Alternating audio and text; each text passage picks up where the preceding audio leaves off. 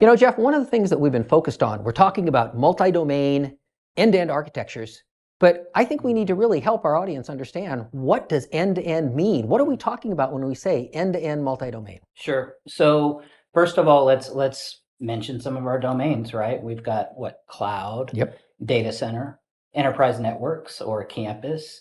We've got OTICS, right? We've got quite a few of these that 5G is coming. yes. And that shouldn't be separate. They should all be integrated with single policies. Right, because like you said before, we have to expect that the enemy is already in the gates. Yep. Right, and so to do that, we have to expect all these different types of workloads that could, potentially plug in anywhere. So the power of programmable fabrics is something that we're going to hit on quite a bit. And really what that does is stitch together these domains from an underlying perspective. You know, and I'll tell you from my intelligence days background, stitching together separate domains of information also potentially changes the classification and the amount of value that an adversary gets. We were always taught that if we were captured, hold out for 24 hours, because the tactical knowledge you have would be something that then would dissipate. It wouldn't be as bad. But that if you can aggregate all sorts of unclassified information and stitch it together, Sure. then lo and behold, you may see things that no one intended that truly are classified at that nature. Yep. Same way here. If an adversary is blocked because security focused on a particular silo or component, and they looked at the data center, or they looked at the campus, or they looked at the IT, OT, or industrial control system side, or they looked at the 5G or edge side of things, they looked at the cloud, if you don't understand how the workloads go across those environments, then you're setting yourself up for failure, because the adversary is going to say, oh, they blocked me here. Ooh, they didn't touch this. I'm coming in that way. Absolutely. And from a classification standpoint, right, it works the same in multi-domain networking.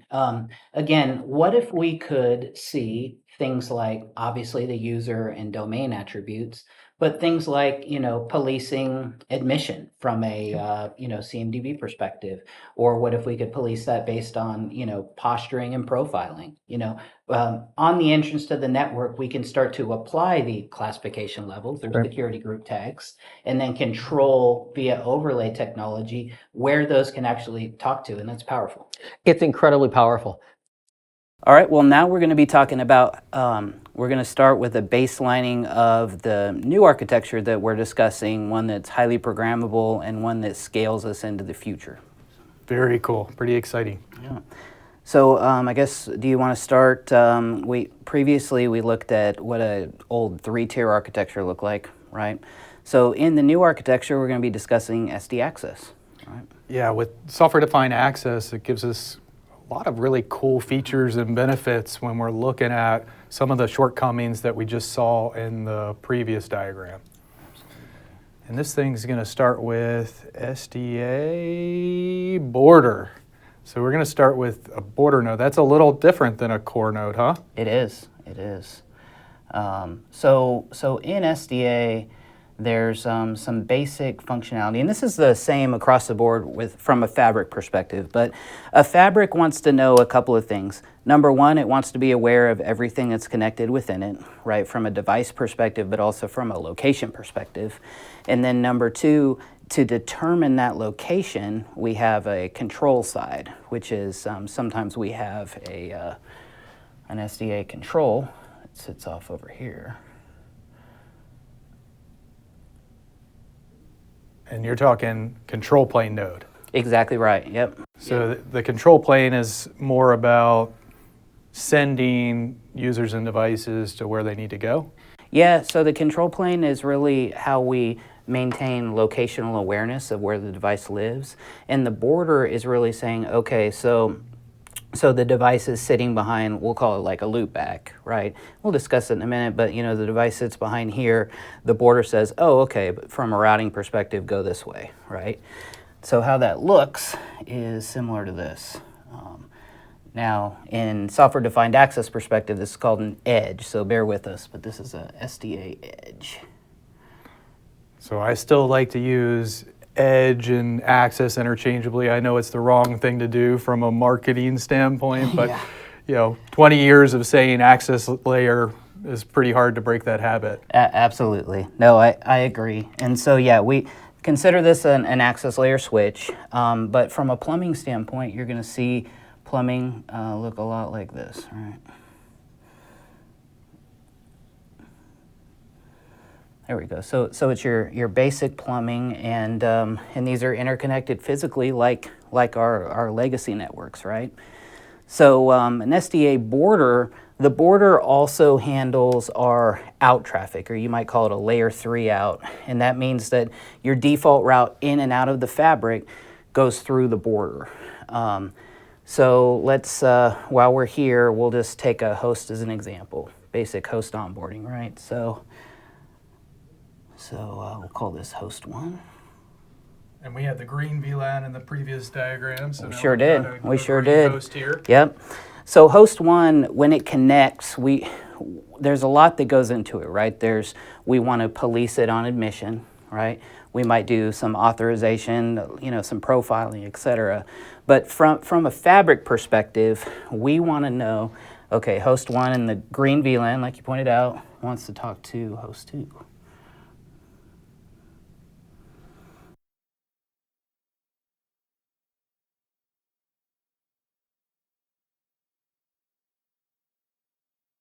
Yes, that's great. And yeah, so that's a great point. And so, Jamie, do you want to explain a little bit about just fabric in general and how people should approach it kind of architecturally, mentally? So I think one of the harder things to grasp here is everything used to be so manual.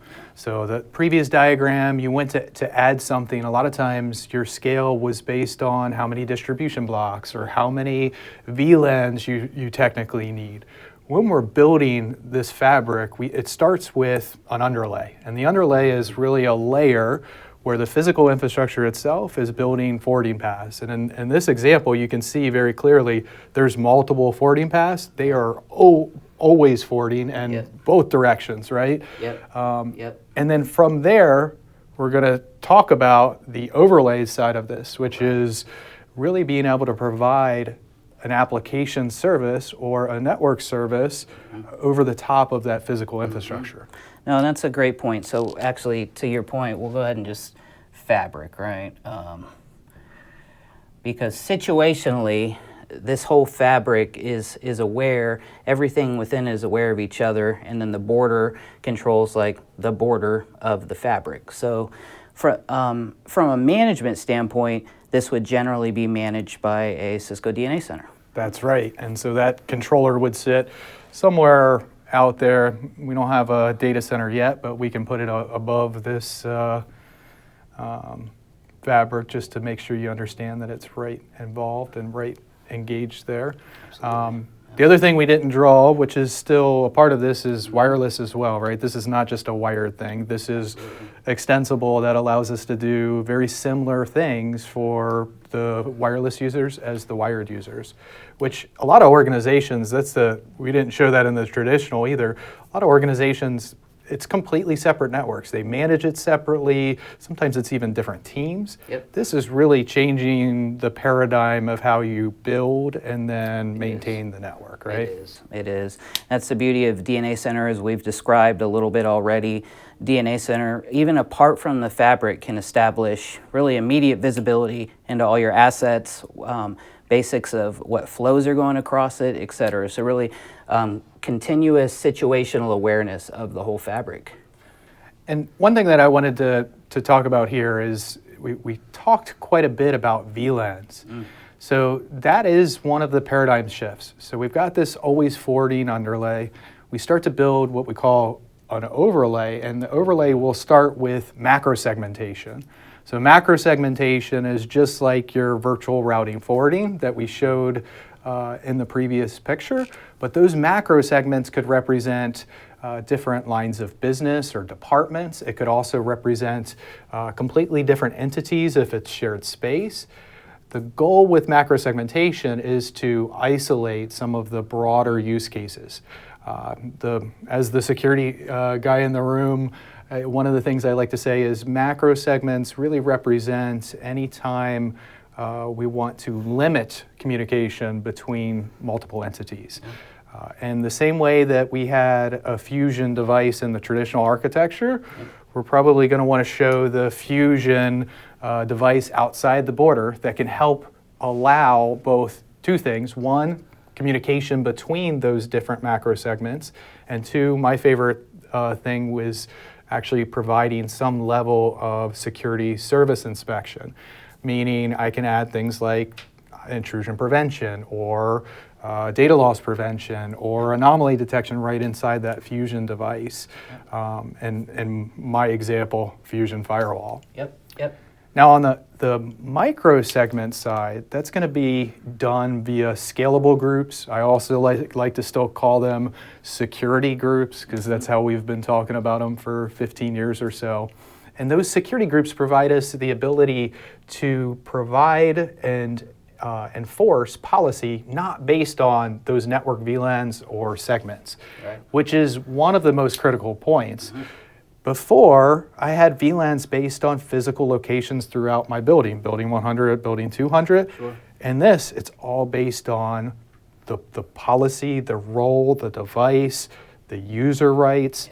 So that's where you start to get into words like intent-based networking. If Jamie logs into or plugs into this device, the policy engine is smart enough to identify me as a user, the device, and then assign the appropriate macro and micro segments dynamically. So how does the policy engine generally interact with the DNA Center as an example? So right on top of DNA Center, we can put ICE or Identity Services Engine, and that is acting as both the AAA or Authentication, Authorization, and Accounting server, as well as helping us with our security group access control from a provisioning standpoint. Now, the good news here is for the network operator, even though ICE is a separate tool, everything's pretty much done in DNA Center. So when you go to configure a new wireless LAN or a new virtual network with security groups, this controller, DNA Center, is actually provisioning and controlling or configuring ICE itself.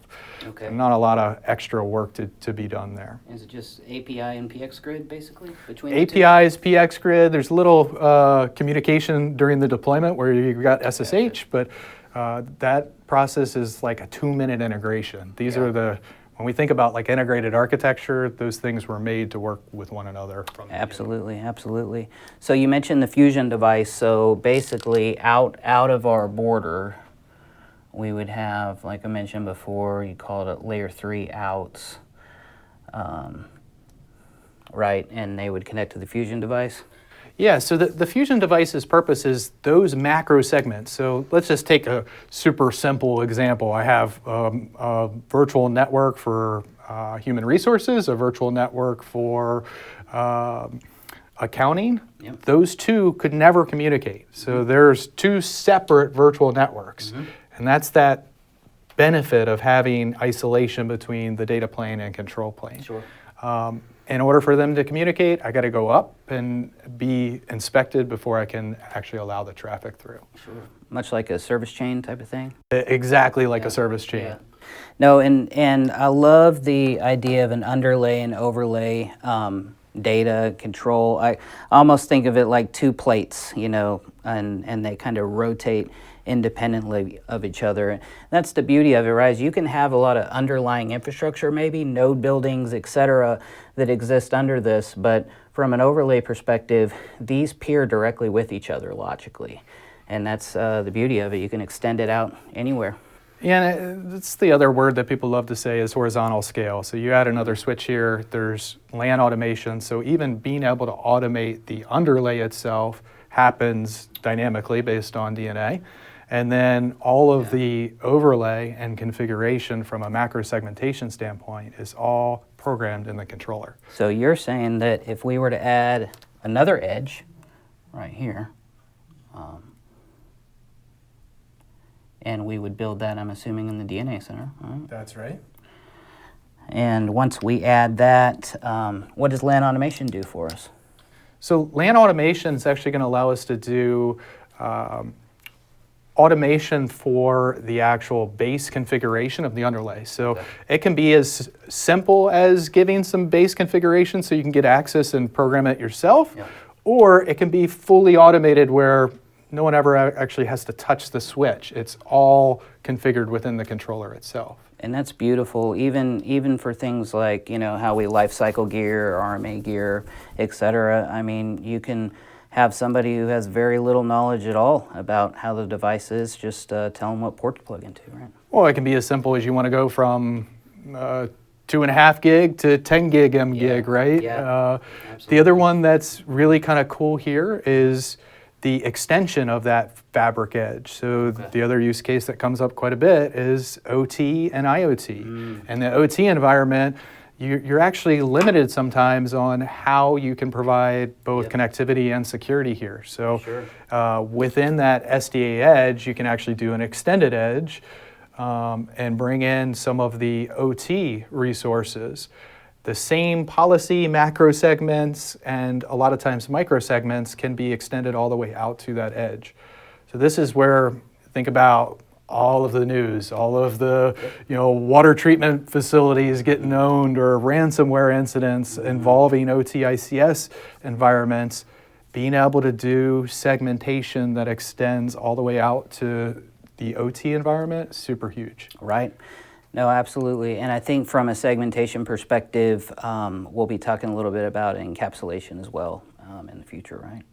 Yeah, absolutely. And there's actually other cool use cases there. Like a lot of people used to use encapsulation to do things like anchor controllers for their wireless. And some of those things might be a use case that federal agencies might want still. In other cases, everything's isolated. So there's really, the encapsulation is going to happen inside the fabric. The Fusion device itself could keep that isolation for your guests or visitors or contractors a lot of times in the federal space. No, that's a great point. Okay, well, so we have a campus environment. I'm assuming we talk about data center next. Yeah, they gotta be able to do something from an application standpoint. Right. Okay, so I'm assuming we'll talk spine leaf. That's right, and again, back to horizontal, scalable architecture, not ones where I have to add more and more blocks every time. Spine leaf, for the most part, is going to help an organization either do things like top-of-rack switches within the data center, or even provide larger switches in the leafs that allow for multiple racks to come into a single or multiple switches. So again, the same kind of core concept of being able to automate and treat the data center fabric as one entity. This is where life becomes so much easier.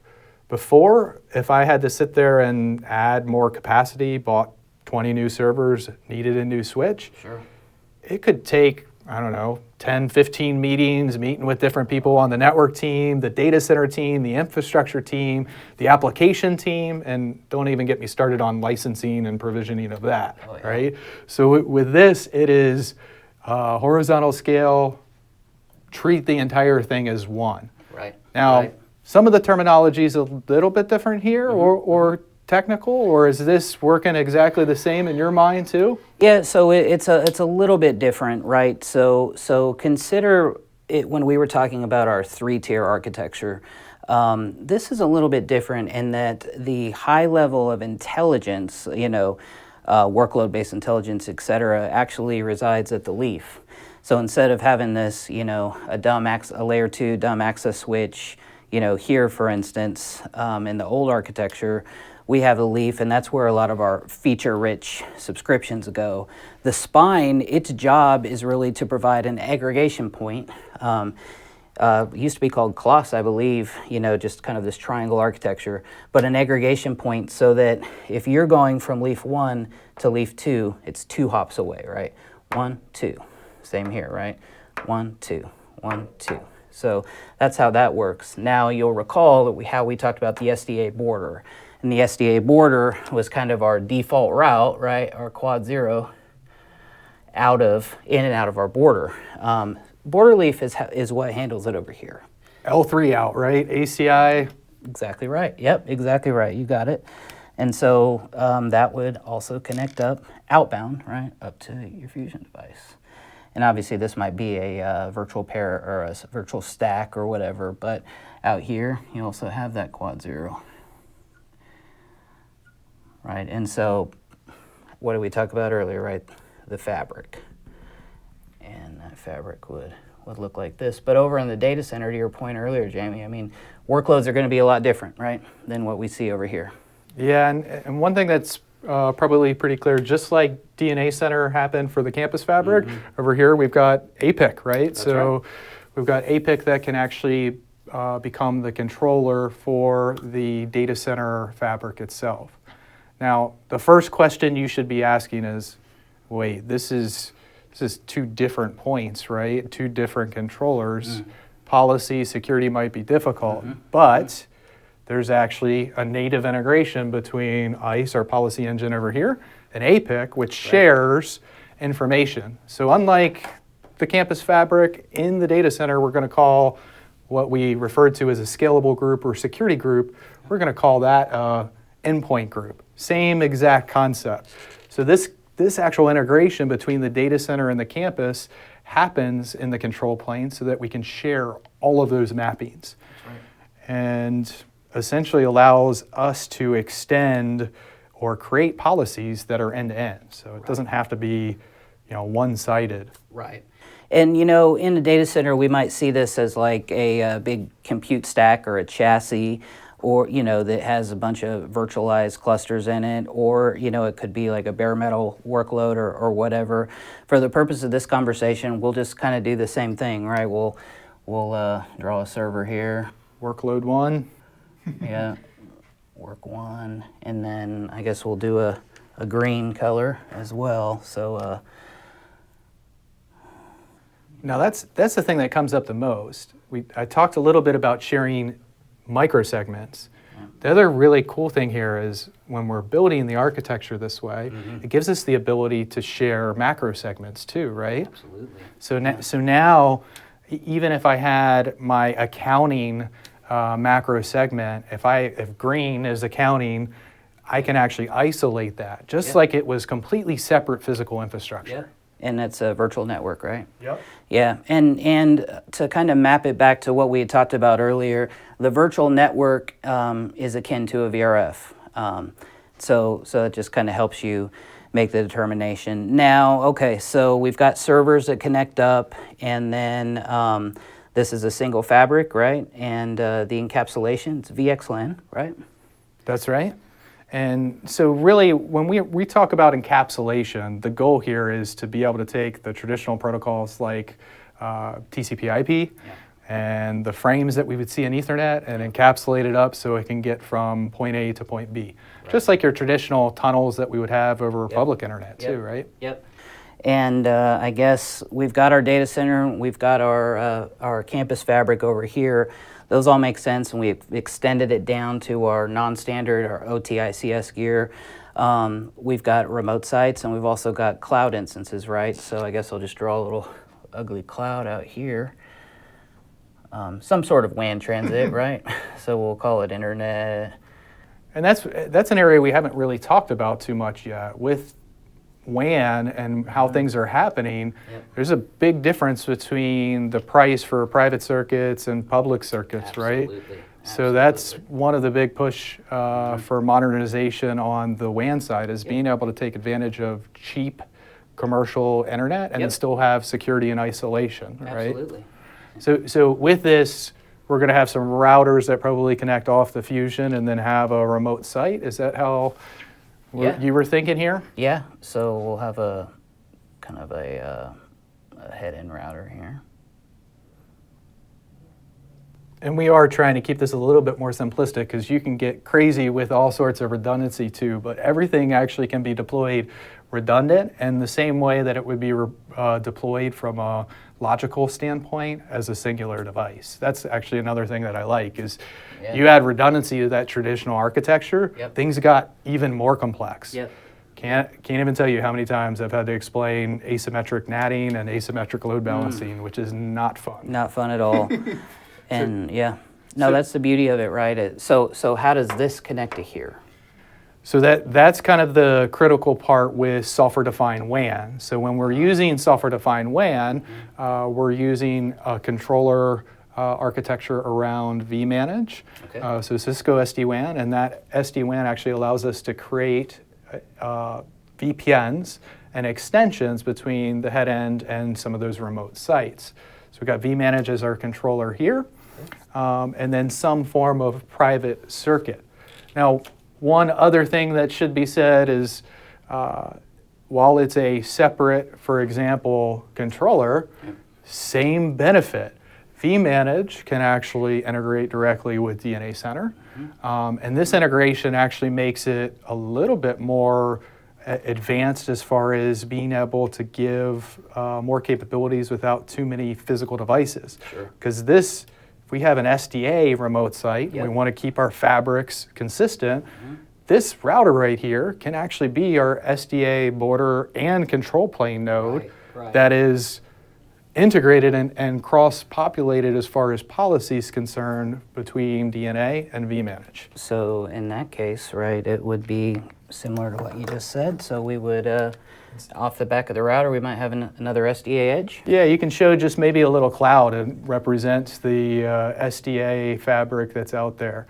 And we just call these fabric sites. And so you can have a bunch of different fabric sites. You can actually have multiple domains with multiple sites inside of it too.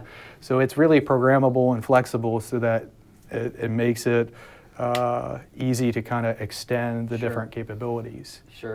No, and that's so we've talked about macro and micro segmentation. We've obviously laid out the underlying infrastructure that enables this. I think the last piece to really hit on is the overall encapsulation, right? And how the encapsulation works, how it integrates with the controllers. We've talked about SGTs. So yeah, encapsulation, is it a little different? Is it the same? How's it handled between the fabrics?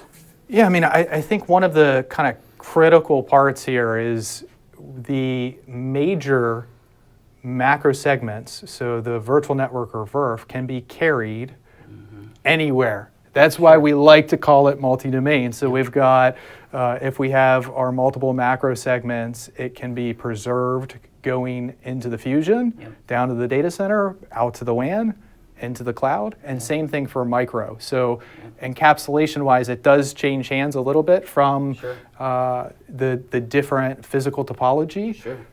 But the goal here, and actually the nice part is all of that underlay and configuration is actually done for you. So you don't really have to think about, well, do I need to take frames, encapsulate them again? We talked about VXLAN for the campus and Lisp. And then from a ACI standpoint, VXLAN GPO. VXLAN over there as well. And then from an SD-WAN standpoint, we're using OMP and carried potentially over private or public with encrypted overlays there. So very kind of, one of the cool parts is when you start to look at the end-to-end, it's just able to take those frames or packets and encapsulate them up. It is, and our anthem here, our story with encapsulation, is that really it abstracts the underlying gear, right? Think IPsec GRE and how we used to exchange routing, or still do, over GRE. It's similar with how VXLAN works. Beauty of VXLAN encapsulation, though, is to your point with the SGTs. We can inject that SGT, right, and start being VRF or VN aware with the SGTs. So in that header, we're talking the VN, macro segmentation, and we're talking the security groups at micro segmentation. At that point, we can even control host communication in the same segment, right? Yeah, and that's kind of one of the critical benefits here is that whether we're on the data center or the campus side, we now have the programmable capability within this fabric to not have to create new VLANs and IP subnets and ACLs on distribution or core blocks. We can literally create enterprise-wide intent-based policy and use the infrastructure itself as the enforcement point. So I can say a managed GFE or government-furnished device with this type of user on it gets assigned dynamically to this macro and micro. It's allowed to communicate with these resources, and whether that host connects here or connects at a remote site, they're going to get the same exact policy. And I guess it'd be similar with a public cloud, right? Absolutely, and actually that's a great call out, is that the same way that we're classifying and dynamically assigning things can also be extended, and actually is a little bit The cloud was made for this, right? Being able to dynamically classify and programmatically assign the macro segments. Absolutely. Well, we talked about a lot, but at the end of the day, I like to reflect back on the controller aspect that we've talked about, right? We can provision these entire environments from day 0, day in, all the way through programmability with day 2. We can do all of that with the controllers. And one of my favorite things that we haven't talked about already is to do this with traditional networking, I might spend weeks trying to build this out. And needless to say, it would probably take me weeks if I had never heard any of these terms the first time. But everything here is actually enabled by infrastructure as code. And so I can actually use defined code to be able to create the actual policies, the infrastructure, the site hierarchy, so that this is actually able to be reproduced over and over again. So let's say I'm a big organization, I got 40 campuses, 100 campuses, or 1,000 branches. I might spend a few weeks doing the design, the architecture, and building out the policy.